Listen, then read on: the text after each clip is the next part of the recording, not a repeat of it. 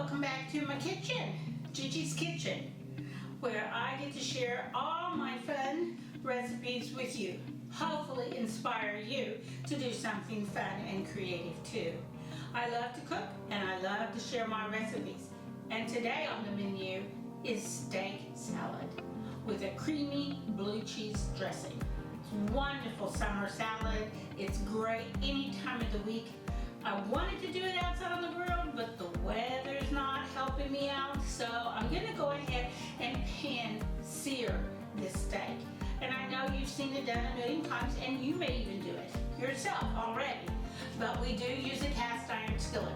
So the first thing we're gonna do is prep our steak, and the second thing we're gonna do is make our dressings, and then the third thing, we're gonna build our salad. So now together, on a good day, it shouldn't take you more than 20 minutes to build this little salad. So I have a strip steak here, as you can see. It's nice, it's thin, it's probably 3/4 inch choice, and it's going to slice up really nicely. This is where the time-consuming part comes in, because we're going to season it, and then we're going to let it rest, and it needs to rest at least 20 minutes. That's so all that scientific stuff that I'm not gonna explain today because you'll just glaze over. I usually do all my own blends. I think you know that if you've been watching me, it's pretty easy. And I usually try to stick with my equal ratios. So I do a teaspoon of ground black pepper, teaspoon of granulated garlic salt, and a teaspoon of kosher salt. So then I've got this all together, and I'm going to just mix it all up, like so. And then we're going to sprinkle it all over this steak and set this steak aside where we can let it rest for 20 minutes. Now, I will tell you that you can use any seasoning that you like on yours.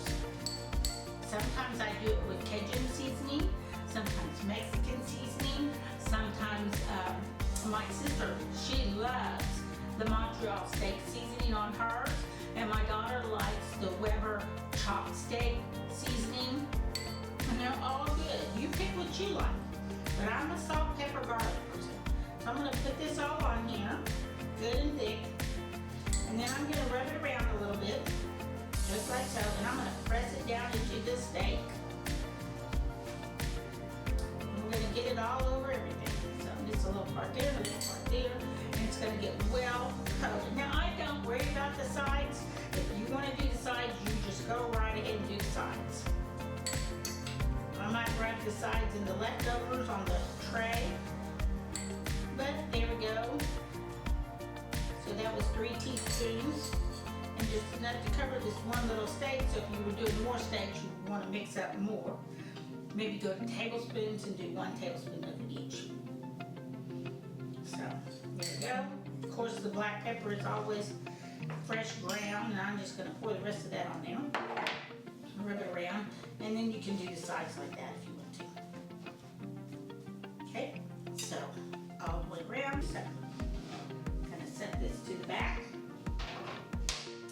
and I'm going to go wash my hands, and I'll be right back. Now, if you're not a big blue cheese fan, you can try using a balsamic vinaigrette. Is excellent with this. The balsamic has a nice, dark, rich flavor with some umami, but also a little sweetness. It works well with the steak. So you can always go with the balsamic vinaigrette. Now, if you're not a big blue cheese eater, but you'd like to try it, I highly suggest that you start out with a very mild blue cheese, like a Danish blue cheese, or an Italian gorgonzola. Those are both very mild, but they still have the tangy blueness to them. And so then it tones it down. This is just regular American blue cheese. The ingredients for this is very simple. We have 3 parts, equal parts. A half a block of cream cheese, a half a block of a wedge of blue cheese. So that was a 5 ounce, so maybe about 3 ounces if you go by ounces, and then the equal amount of sour cream for the tanginess. Now, blue cheese is tangy, but this is going to give it some more tang. And so we are going to take the blue cheese and the cream cheese, I put it in this big glass bowl so you can see, and we're going to put this in here. I'm not putting the sour cream in yet. It goes in later. So put this in here. Then I'm going to add a half of a large garlic, which has been peeled and pressed, and about, a half a teaspoon maybe of black fresh ground pepper. And that's the tilla cherry that I love. So tilla cherry black pepper. There, that goes in. Now, this whole thing will go into the microwave and let it melt these two down so they're soft, and we can cream them together. So that's what we're gonna do next. That's our next step. And I'm gonna say maybe do it for 15 seconds, stir it around, do it another 15 seconds, stir it around till you get them both pretty melted where they will cream together. So I'm gonna run do that real quick and I'll be right back. Okay, so I'm back, and as you can see, my blue cheese is already melting down. My cream cheese is really nice and soft, and so you can see it's all breaking down, so I can cream it all up together. I'm gonna go ahead and do that and mix in. So when you heat the garlic and the black pepper, it helps release more oils. Now this when you blend it up like this, it does lose some of the chunkiness to it, and it becomes more smooth. So we're going to add some blue cheese crumbles at the end to give us back some of the chunky. So you can see how nice and creamy that is. Now we're gonna go in with our sour cream, and this is my half and half to thin with. I don't have milk in my refrigerator today, so I'm using half and half. You can use cream, you can use milk, you could use water, but today I have half and half. So I'm gonna cream all this together and keep going with it till it's nice and creamy. And this makes a lot, but you'll have leftovers and you'll be happy. This is great on buffalo wings. This is great on salad. It's just a good all-around dip for chips as well. There we go. Now the blue cheese is already salty, so I would highly suggest tasting it and see how well you like it before you add salt. And then you can salt it to your taste. You can also add more black pepper, and if you like a little more garlic, add a little more garlic. But it will get more garlicky as it sits. So what we want, see how thick that is? I want it thinner. I like the gloppiness of it, gloppy, but that's not gonna go good on my salad. I want it a little thinner so I can drizzle it over my salad. So I'm gonna put this in here. I'll put me a bit in there. I don't know, what was that? I just think I put in about 1, 2, 3 tablespoons of half and half. And now we're just gonna stir until it's thin. That is much better. So you can make it the consistency you like. I think that's about good. It'll work good for wings or chips, or you can leave it a little bit thicker if you want. So then,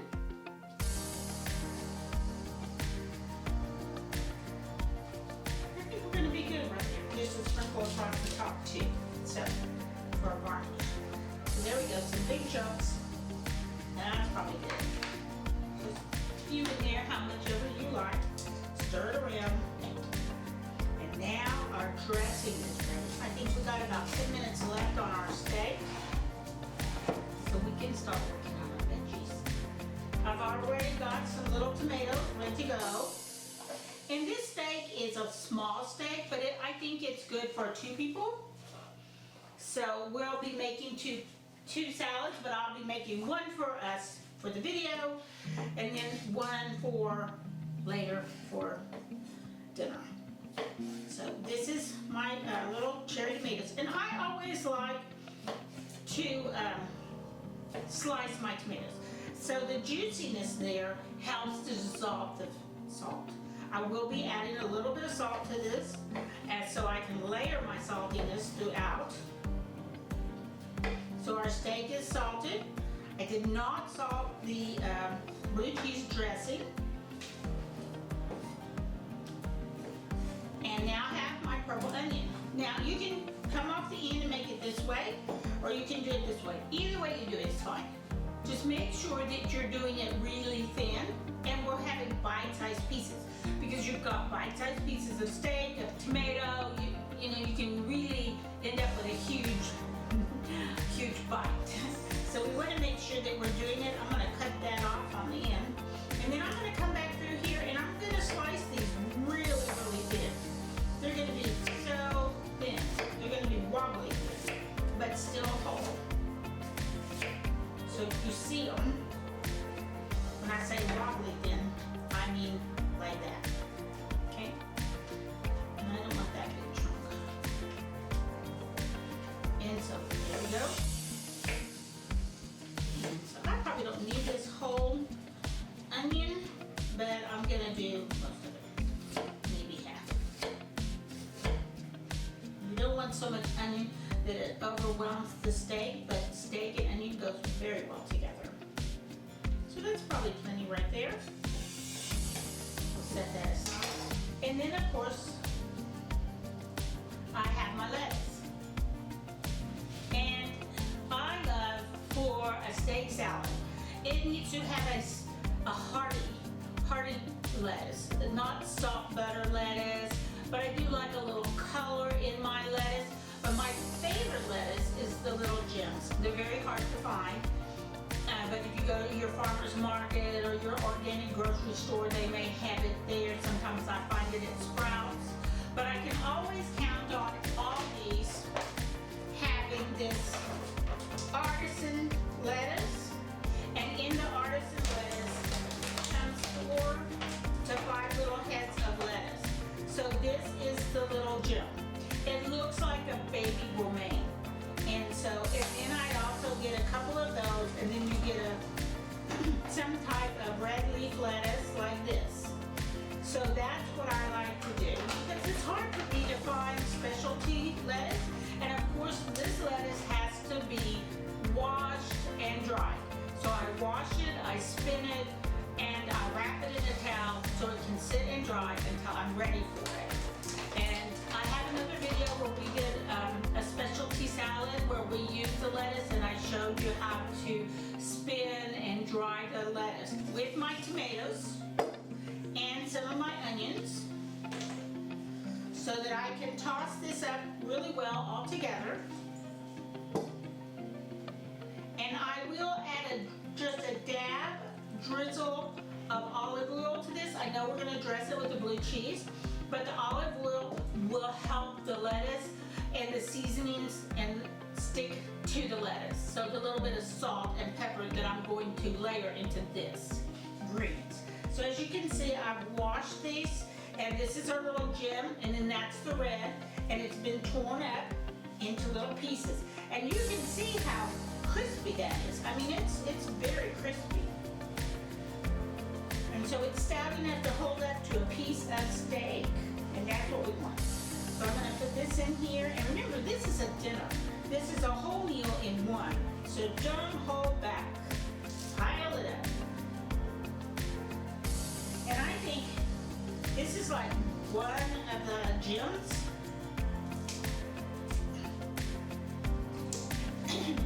that I did, and it was a little one, and then half of the red leaf. So just for the color. Get some olive oil out of here, and I'm going to just drizzle this on here a little bit, and I'm not going to add any vinegar, just olive oil. Just enough to coat the leaves a little bit so my salt and pepper will stick. And I've got some pink mineral salt, Himalayan pink salt, and I'm going to put a little layer of that on there. And then of course the black pepper. I'm going to do a little bit of that, and we're going to toss it again.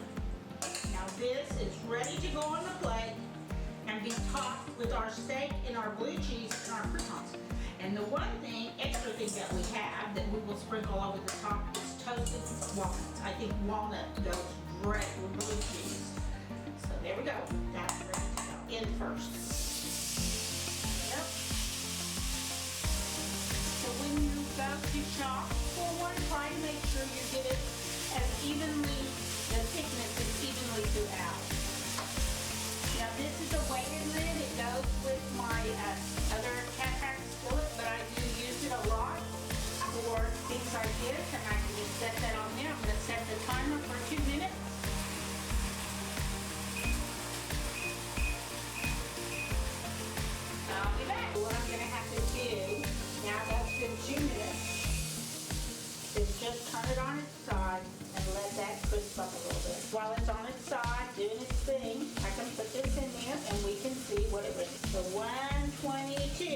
125 is rare. I like mine to be about 130. Now remember, we are going to rest this steak.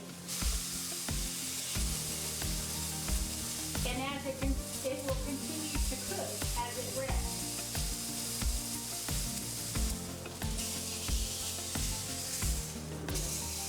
Push that sticks out a little bit. And we're pretty well done. I'm going to put it on a platter. Yep, it's my minute timer. So altogether we did 2 minutes, 2 minutes, and 30 seconds and 30 seconds. Okay, our steak is rested for 5 minutes. Is that not beautiful? Looks great, perfect. But remember a while ago, when we had it in the skillet before I took it out to rest, we temped it. And it was approximately 125. So I'm going to temp it again and see what it is now that it's rested. And see, we've gone up. It's 1. It's still going. 130. So that's perfect. I like it. That's where I want it to be. So it's 130. And now I can slice it and build my salad. I need a big tower with lots of tomatoes and onions falling all around. Now that looks really pretty right there. So I can go ahead and sprinkle some walnuts on here.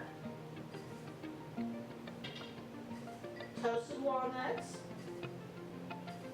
Make sure you toast them to give it a good crunch and that good walnut flavor. I'll put a few little croutons on.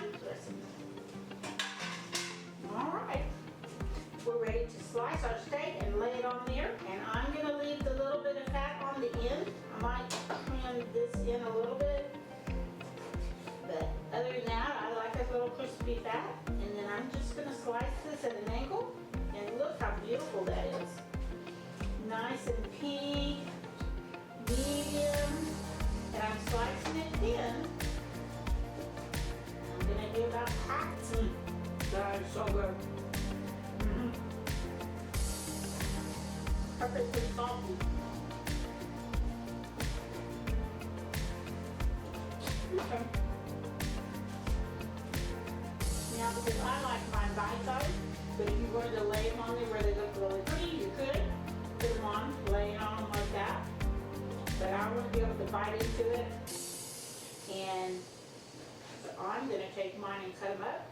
And then I'm just going to put them all over.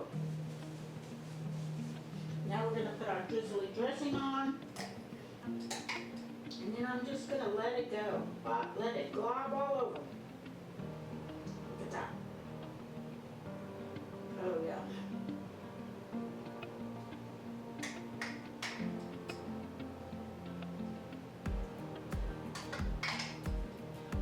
Like I said, I'm going to add a few little croutons to the top.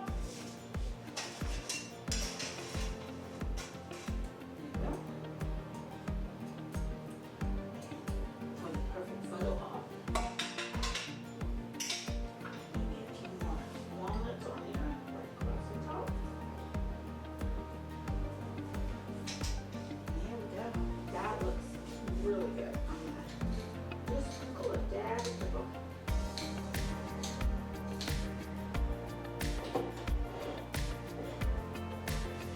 Here is my fork. I just want to bite of the steak, a little bit of tomato, a little piece of onion, right in that little cheese right there.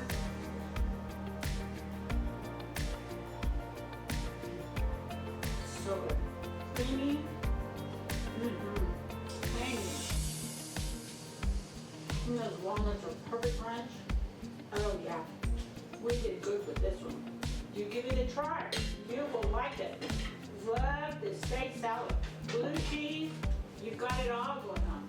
Put a glass of red wine with it, or even better, a cold beer. You'll have a name.